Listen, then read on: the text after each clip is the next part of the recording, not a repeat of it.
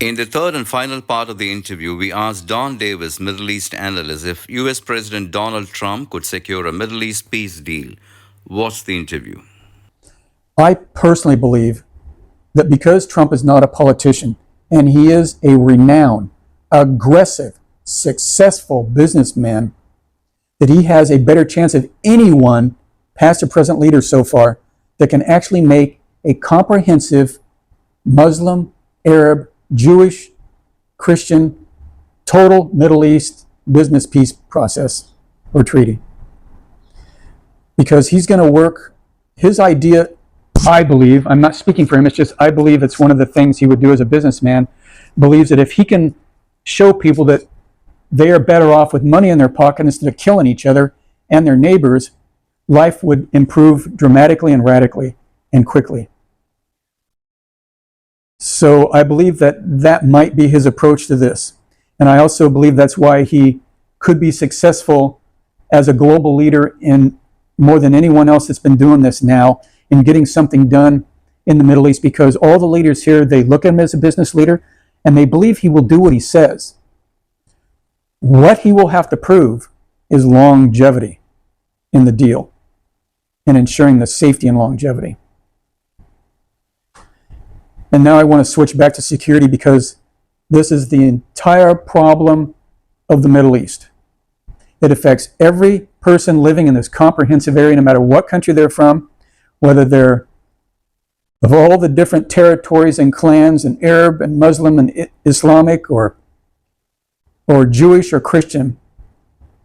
The security of your life here is paramount, and it is foremost because of the constant year after prayer, years and years and years of clan fighting, territory fighting, country fighting, inner fighting, and religion fighting. All the leadership and the people here are in great fear, for good reason, of their lives and being their countries overrun or their areas overrun. Because for more than several thousands of years, that's all the way the lifestyle was here.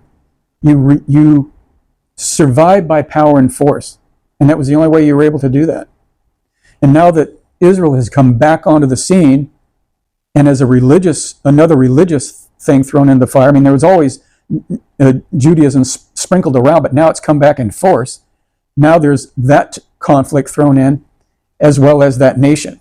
So that adds another factor of fear, not only in all the Muslim and Arab nations, and along with Christianity, but in the Jewish nations and people that are here. And to get a balance of that fact. And I want to point out that USA has never have to live like people have in the Middle East here for all these thousands of years. They haven't had to live with clan fighting constantly. They haven't had to live with constant terror, with constant radical, and not just radical, but just plain religious and secular fighting. That is a established foothold in this entire region. And no one has been able to keep peace except by force and being the prominent single leader. And Europe and the UK has not known this since World War II. They haven't known these brutal, downright brutal circumstances that just go on day after day after day of terror and drones and incoming rockets and incoming missiles and stabbings and shootings and beatings and getting hit in the head with hammers and axes. That is a constant and continual threat here in this region. Now, since the Ukraine issue has gotten a little hotter, now people in Europe are starting to get a little concerned. But they're not physically going through this day by day, hour by hour. And that's what's reality in this region. Whether it comes and goes in waves, it's always here and always worse or better. But it's always the immediate threat. And it's why the leadership, they want concrete guarantees of sustainability of long-term promises in effect. 4 years or shorter isn't going to cut it.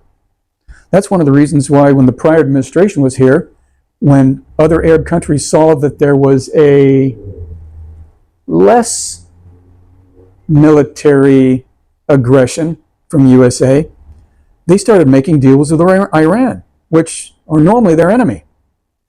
Now that there's a different administration in, they're listening to see what kind of options they can get out of this. They would prefer not to be in constant warfare and be in constant threat.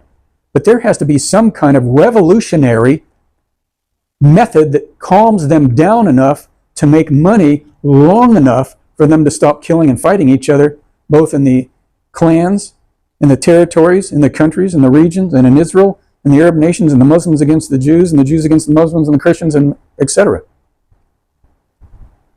And nothing to date has been able to do that. I again want to bring up something that I said in my earlier interview with you, Robin, and that was that 3 months before the attack on Israel on October 7th, I purposely published a report outlining what was going to happen if Israel was attacked. And I went into great detail on what they would do, why, and how they would do it. And I'm not being arrogant here, but I am telling you that that analysis came true, still is true, and looks like it's going to continue to be true. And I mention that because it shows that at least the patterns that I'm looking at and interpreting are accurate. They are correct. And what I'm trying to explain and tell other people. I sent this report out to everyone I possibly could, especially to Arab friends and neighbors, so that they would have some kind of a warning on things that come, because I believed for years that their intelligence of Israel was greatly flawed, especially from Iran and especially from the proxies. They wanted Israel to fail and they want them to be weak, and they're not. They are the most powerful nation in the Middle East, Africa, and part of Europe. And they keep it hidden on what they can do. So I published this report as a warning for them to try to get out of this stuff before it happened. But that didn't do any good. But again, I'm repeating this because what I'm saying is not baloney. It's not nonsense. It has patterns and material to back it up, and most importantly, the behavior patterns here to back this up. If you're interested in the report, it was called Israel Total War Combat Scenario Analysis.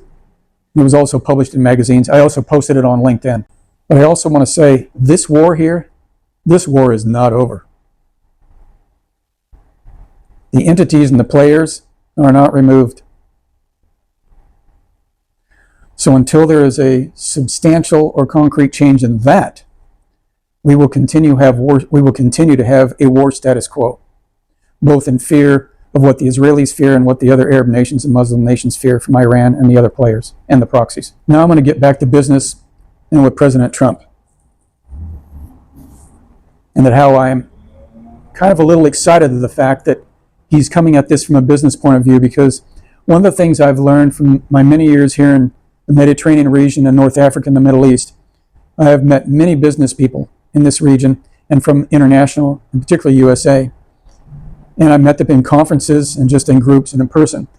They are just, as we say with a horse, pulling at the chain, pulling at the harness to get loose to bring business here and expand in the Middle East. And right now they're still leery because of all the things that can happen to Western businesses when they come. They're boycotted by this party or that party or this group or that group, or they get terror threats. So they choose not to do anything at all.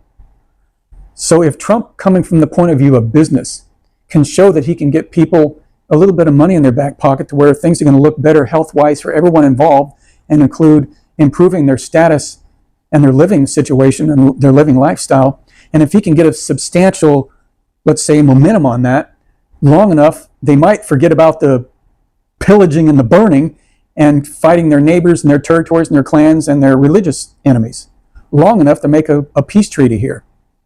Because all the business people that I talked to were so excited on being able to, especially when they looked things over in this region, on what they would do here and there and there and here. For example, for a long time, they've been trying to get talked to reopen or continue and rebuild, because part of it was destroyed, the railroad lines that connected all these regions together, all of them, in the Middle East, and to where you could take a rail up and down wherever you wanted to go.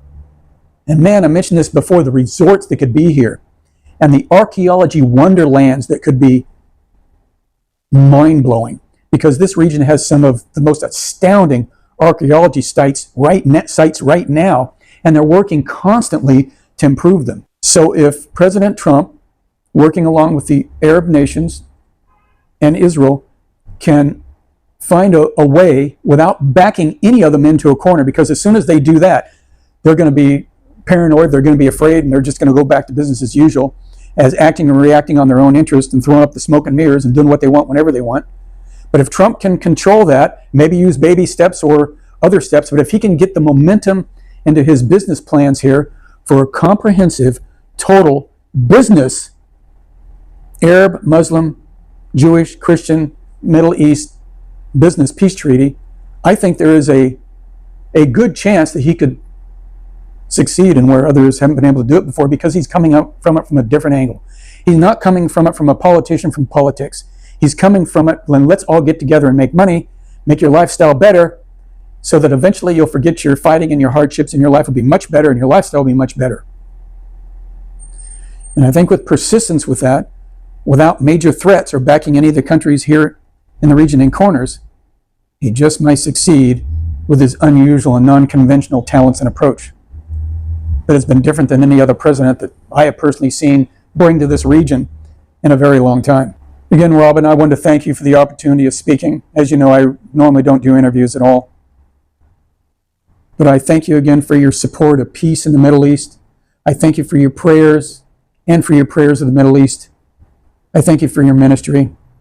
And thank you for being my friend. Thank you. I appreciate that. It really means a lot to me. And hopefully we'll be able to do some more of these in the future.